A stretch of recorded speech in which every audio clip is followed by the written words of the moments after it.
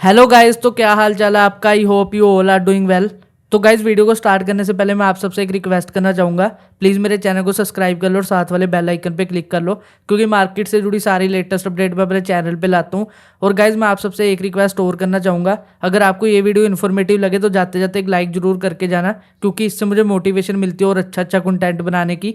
तो चलो गाइस, बिना टाइम वेस्ट के अपनी वीडियो के ऊपर आते हैं। तो गाइस, जैसे आपको स्क्रीन के ऊपर ब्रांड क्रूड ऑयल का प्राइस दिख रहा होगा, इस टाइम $78.09 पर बैरल के हिसाब से brand crude oil global market में बिक रहा है, जो कि ऑलमोस्ट 0.61% ऊपर गया आज। तो गाइस, क्रूड ऑयल का प्राइस डे बाय डे बढ़ता जा रहा है, क्योंकि आपको पता है इजराइल और ईरान के बीच में जो टेंशन्स चल रही है उनके कारण मिडल ईस्ट में बहुत ज़्यादा अनस्टेबिलिटी आई हुई है। और आप सबको पता है कि crude oil mostly middle east से ही आता है, हर कंट्री में इंपोर्ट होता है, मिडल ईस्ट से ही होता है। तो गाइस, इसके चलते ब्रांड क्रूड ऑयल का प्राइस बहुत ज़्यादा बढ़ चुका है। तो गाइज, मैं आप सबको ना एक बात बताने वाला हूँ। मैंने आप सबको मल्टीपल वीडियोस में अपनी कहा है, जब brand crude oil stable price पे होता है, जो हमारे ऑयल सेक्टर के शेयर्स हैं उनमें बहुत अच्छी खासी रैली होती है। जब ब्रांड क्रूड ऑयल नीचे गिरता है तो पेंट सेक्टर में बहुत अच्छी खासी रैली होती है, और जब ब्रांड क्रूड ऑयल ऊपर जाता है तो पेंट सेक्टर गिरता है। हमारे जो ऑयल सेक्टर है वो ब्रांड क्रूड ऑयल के स्टेबल पोजीशन पे ज्यादा अच्छा मूव करते हैं एज कम्पेयर टू वोलेटिलिटी। पर गाइज, अब ना वो वाला टाइम आ चुका है कि पूरे वर्ल्ड में ऑयल के प्राइसेस स्पाइक होंगे, क्योंकि अब ब्रांड क्रूड ऑयल पीछे से महंगा आ रहा है। अगर ब्रांड क्रूड ऑयल महंगा आता रहा तो ऑब्वियस ही बात है, इंडियन गवर्नमेंट को भी ऑयल के प्राइसेस बढ़ाने पड़ेंगे, क्योंकि जो उनकी कंपनीज है जैसे आईओसी, बीपीसीएल, ओएनजीसी, एचपीसीएल, इन सबको मार्जिन बहुत ज़्यादा श्रिंक होने लग जाएगा इनका। तो उसके चलते ऑयल प्राइसेस हम लोगों पर ही बढ़ेंगे। इन दी एंड ऑफ द डे आम जनता पे ही इसका नुकसान पड़ता है। तो गाइज, इसी के रिगार्डिंग ना मैं आपको कुछ बताना चाहता हूँ। जैसे कि आप देख सकते हो, आईओसी, इंडियन ऑयल कॉर्पोरेशन का शेयर ऑलमोस्ट कल 1.36% नीचे आके क्लोज दिया। ऑयल इंडिया का शेयर कल बहुत अच्छा खासा भागा, ऑलमोस्ट 5.05% ऊपर आके क्लोज दिया। बीपीसीएल का शेयर ऑलमोस्ट 2.31% नीचे आके क्लोज दिया। हिंदुस्तान पेट्रोलियम का शेयर ऑलमोस्ट 2.06% नीचे आके क्लोज दिया।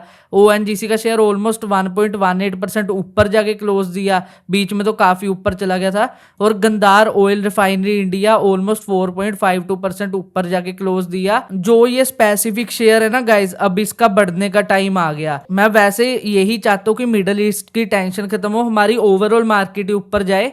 पर अगर मिडल ईस्ट में ऐसी टेंशन बढ़ती गई तो इन कंपनियों को बहुत ज्यादा बेनिफिट होने वाला है उससे। अब आप कहोगे ये क्या बोल रहा है तू, ऐसे कैसे हो सकता है, जब वहां से ऑयल महंगा आएगा यहाँ पर इनको नुकसान उठाना पड़ेगा। नहीं गाइस, पेट्रोलियम सेक्टर कभी नुकसान नहीं उठाता। अगर हमारे इंडिया के पेट्रोलियम सेक्टर में ऑयल पीछे से महंगा आ रहा है ना, तो कंपनी से उसका कोई भी नुकसान नहीं झेला जाएगा। कंपनी नहीं झेलेगी, ना सरकार उनको झेलने देगी। सारा नुकसान, जो सारा पेट्रोल डीजल इन सब चीजों के ऑयल प्राइसेस जो बढ़ेंगे वो आम जनता के लिए बढ़ेंगे, हम लोगों के लिए जो टैक्स पे करते हैं सरकार को।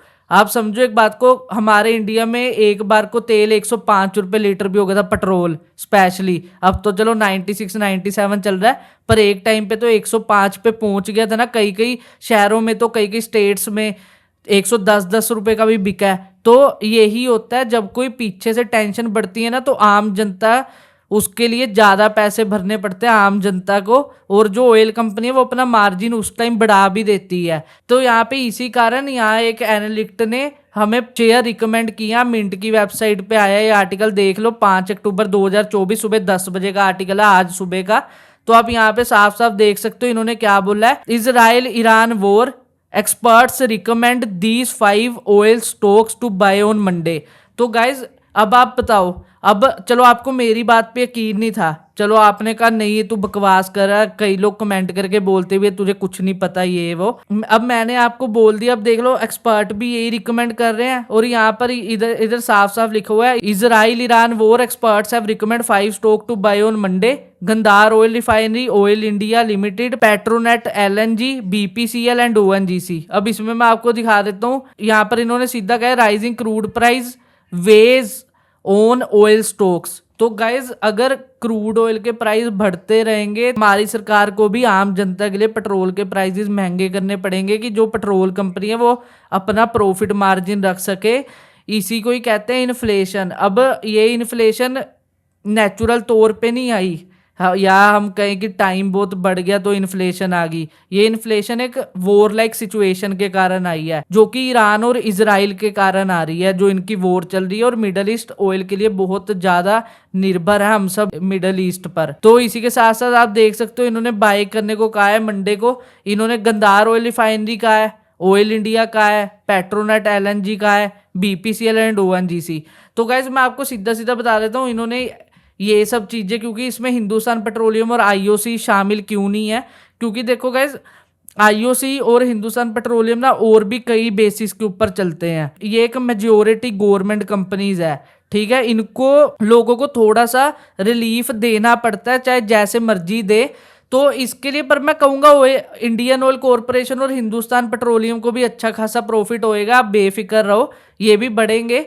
इसी के साथ साथ मैं आपको कहूंगा जो सबसे ज्यादा भाग सकता है ना, वो गंदार ऑयल रिफाइनरी, मतलब रिफाइनरी वाले शेयर हैं जो ऑयल को रिफाइन करती है। इसमें और भी शेयर्स हैं, आप रिसर्च कर सकते हो। अगर आपको वीडियो चाहिए उस पर, रिफाइनरी जो ऑयल रिफाइनरी करने वाले स्टॉक्स हैं, आप मुझे कमेंट करके बता दो, मैं बना दूंगा अच्छे अच्छे 4-5 शेयर आपको बता दूंगा। जो रिफाइनरी सेक्टर में कंपनीज काम करी ना, उनको एक्चुअल में बेनिफिट होएगा, क्योंकि देखो उनको कोई मतलब नहीं है पीछे से क्रूड ऑयल कितने का आ रहा है, आगे से हमारी इंडियन कंपनीज कितने का ले रही है, उनको तो बस ऑयल मिलना है। इन्होंने सिर्फ रिफाइनरी करके दे देनी है। जो अच्छे प्राइस में रिफाइनरी करके देगा उसको सबसे ज्यादा ऑर्डर मिलेंगे उस दौरान, अगर वॉर होती है। क्योंकि अभी टाइम है, हो सकता है ऑयल सेक्टर बहुत ज्यादा भागे, क्योंकि आईओसी के ऊपर मैंने आपको एक वीडियो बना के बताया कि इनका नेपाल ऑयल कॉरपोरेशन के साथ भी बिजनेस हो चुका है स्टार्ट। उसमें इन्होंने पाइपलाइन में गैसेस वगैरह डालनी है। तो अब यहाँ पर ये भी देख सकते हो एक चीज और, तो यहाँ पे इन्होंने लिखा है oil stocks surge as crude prices spike amid rising Middle East tension. कल क्या हुआ है, कल कुछ ऑयल सेक्टर के शेयर गिरे हैं, कुछ ऑयल सेक्टर के शेयर बढ़े हैं। जैसे अब देख लो आईओसी गिरा है, बल्कि ये बढ़ना चाहिए था पर बीच में काफी अच्छा खासा चला गया था, हम इसको दोष नहीं देंगे। ऑयल इंडिया बढ़ा है, बीपीसीएल गिरा है, एचपीसीएल गिरा है, ओएनजीसी बढ़ा है, गंदार ऑयल रिफाइनरी भी बढ़ा है। तो गाइज अभी क्या है, अभी कुछ भी क्लियर चीजें नहीं है, तो थोड़ा सा वोलेटिलिटी है। एक बार जब चीज क्लियर हो जाएगी ना, हाँ भाई वॉर होनी है, हाँ इनिशियल डेज में गिरेंगे, पर जब वॉर स्टार्ट हो जाएगी या उधर से कोई नई अपडेट आएगी ऑयल के रिगार्डिंग, तो इन कंपनीज के शेयर में बहुत ज्यादा इंपैक्ट आएगा। अब इसके भी दो पहलू हैं, मैं आपको पहला पहलू बता देता हूँ। या तो ऑयल के प्राइसेस इंडिया में काफी स्पाइक कर जाएंगे, जिसके कारण इन कंपनीज का मार्जिन थोड़ा बढ़ेगा, तो ये शेयर्स बढ़ेंगे।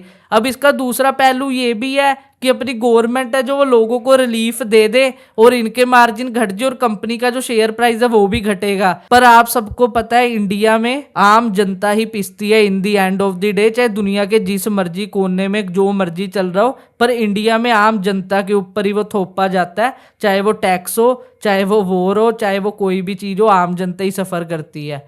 तो आप एडिशन ले सकते हो इन सब में।